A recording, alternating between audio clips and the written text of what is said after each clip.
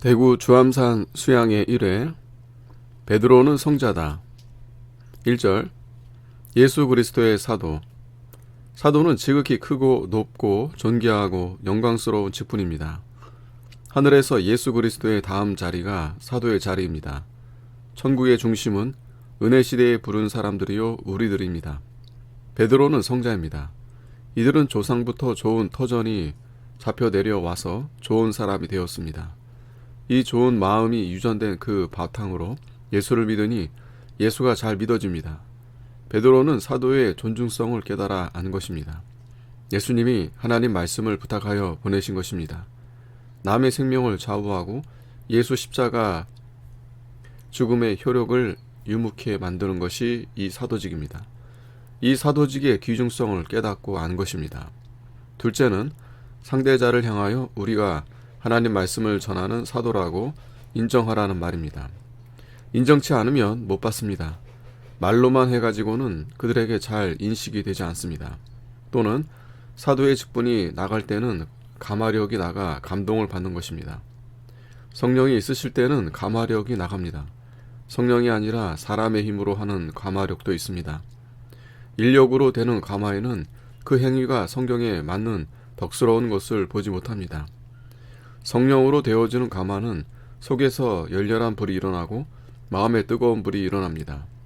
그 사람에게서 복음의 행위가 성경 말씀을 실행함이 나타납니다.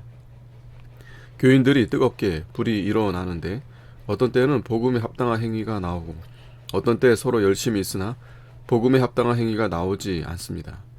이것은 무서운 죄인 명예와 허영심이 있기 때문입니다.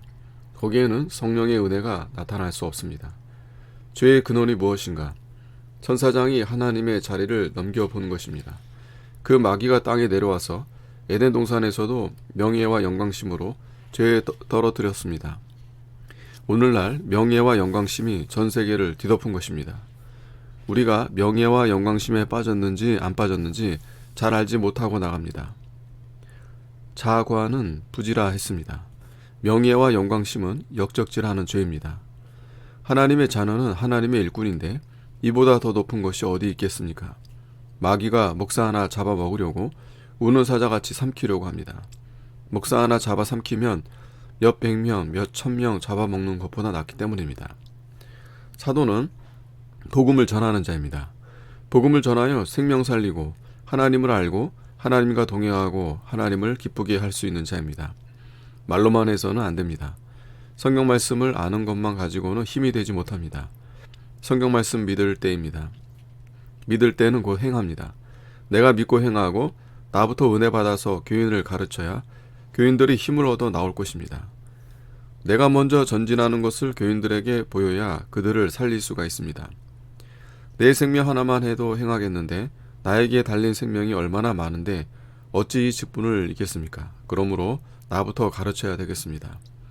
요점은 나 하나입니다.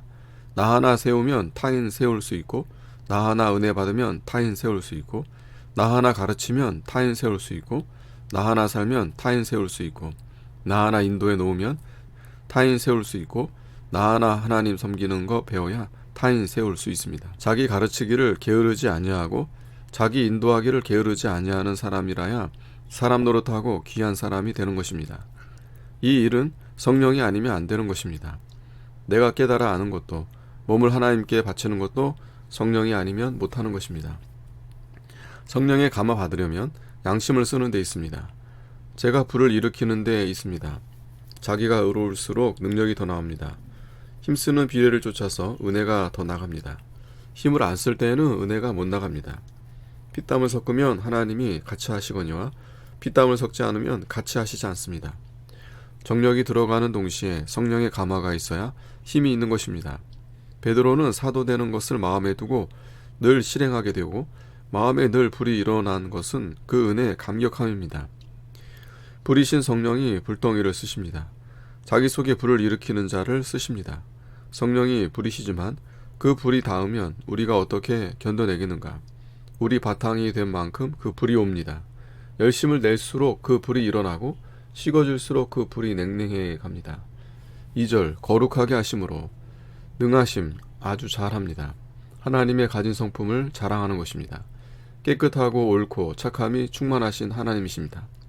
하나님 말씀으로 우리를 거룩해 만들었습니다. 순종함과 양심은 순종을 좋아하고 육체의 생각은 그것을 싫어합니다. 자기 양심부터 순종하라. 양심의 인도를 쫓아가면 성도가 됩니다. 양심을 써야 성령의 인도를 받고 잘 믿습니다. 양심을 쓰면 성령의 인도받기를 좋아합니다. 좋아하는 자를 성령이 인도해 주십니다. 순종하면 마음에 위안이 들어오고 다른 사람들도 나를 위안해 줍니다. 순종하면 모든 사람이 자기 편이 되고 하나님도 자기 편이 됩니다. 모든 동정이 순종하는 자에게 옵니다. 우리 영혼은 선과 의를 좋아하는 바탕으로 만들어 놓았습니다. 성령이 순종하는 자에게 같이 해서 믿는 일을 잘 해나가게 하십니다. 핏부림을 얻기 위하여 골고루 다 간다는 뜻입니다. 육체에 복된 버릇에 피 공로가 골고루 다 가야 됩니다. 그것을 다 이겨야 됩니다. 하나하나에 용기를 내서 용력을 들이대야 됩니다. 예수 십자가를 매사에 생각하여 눈물을 흘리며 정력을 기울여야 됩니다. 택하심을 입은 자, 만들어 놓은 것 중에서 뽑아냈다면 불만이 조금 생깁니다.